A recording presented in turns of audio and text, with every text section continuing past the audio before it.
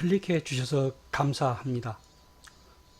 오늘은 부동산 허위 매물 과장 광고 눈속임 이제부터 함부로 하다간 돈폭탄 날아오겠죠. 정부는 2019년 8월 20일 공포 후 1년간의 유예 기간을 거쳐 2020년 8월 20일부터 본격 시행한다고 했습니다. 그러나 단속과 처벌에 앞서 한 달간 계도 기간을 주기로 했습니다. 만약 한 달 후에도 위반 사례 신고 또는 적발 시 자료 제출 요구를 거부하거나 희정 요구에 따르지 않을 시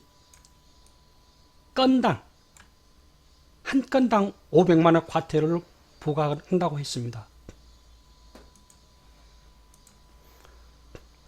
허위 매물 유형을 나열한다면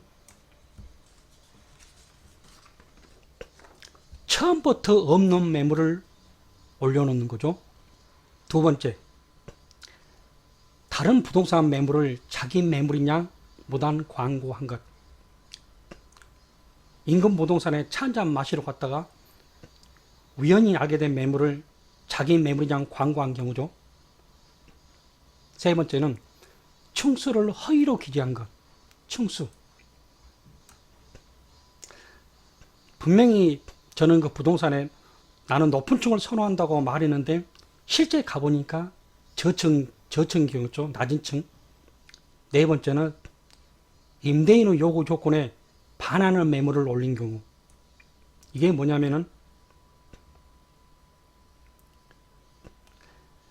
나의 조건을 다 얘기하고 막상 계약시 갔는데 임대인은 애들이 어리다고 계약을 못하겠다 할 때는 난감하겠죠. 다섯 번째, 광고 내용과 다르게 뒷배란 쪽에 다량의 봉분이 있는 경우. 막상 계약하려고 해서 그 집 뒷베란다 문을 열어보니 수많은 봉분이 보인다면 난감해지겠죠. 계약하기 힘든다 이거죠. 여섯 번째는 임대차 계약에서 높은 관리비 항목을 말하지 않고 있다가 계약 당시 말하고 살짝 기입하는 경우. 만약에 합당한 관리비면 좋겠지만 너무 과한 관리비라면 사전에 그 집을 보러 가지 않겠죠. 다음은 일곱 번째, 중개 보조원 후 임의대를 올린 매물. 여덟 번째는 중개 의뢰인의 필수 조건 주차장. 요즘은 고급 자동차가 많아서 월세가 조금 더 비싸더라도 1인 1주차장을 원하는 사람이 많습니다. 자기 차는 소중하다고요. 아홉 번째는 광고 내용의 물건과 지하철 학교 등 주변 환경이 다른 경우. 부동산에 말할 때는 지하철이 도보로 3분 정도 걸린다고 했는데 막상 가보니 7, 8분 정도 걸리고 학교도 도보로 5분 거리라고 했는데 실상은 가보니까 10분 이상 걸린다 이거죠. 그때는 문제가 되겠죠. 10번, 좋은 신축 광고물이었는데 현실은 오래된 건물일 경우. 광고물을 보았을 때는 10년 이내로 보았는데 막상 가보니 9억일 때 계약 못하겠죠. 11번, 학군 목적으로 이사 왔는데 갈 수 없는 경우. 임대인이 의뢰할 때는 A 학군을 목표로 이사 왔는데 공교롭게도 도로 하나 사이를 두고 갈 수 없는 경우. 도로가 있다면은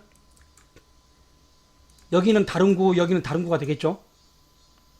이럴 때는 그 학교에다가 제가 못하기 때문에 저는 그 학교를 목적으로 이사를 왔는데 참 난감한 일이, 사전에 그게 알았으면 계약하러 안 갔겠죠. 12번째는 기간이 많이 남아있는 매물을 올린 경우. 임대인이 와서 한 1년 정도 남았으니까 시간이 한 두세 달 있으면 올리라고 했는데 미리 사전에 올린 경우를 이렇게 되겠죠. 그럼 오늘은 이만, 다음 영상에서는 조금 더 유익하고 도움이 되는 영상을 만들어서 찾아오도록 하겠습니다. 끝까지 들어주셔서 감사합니다.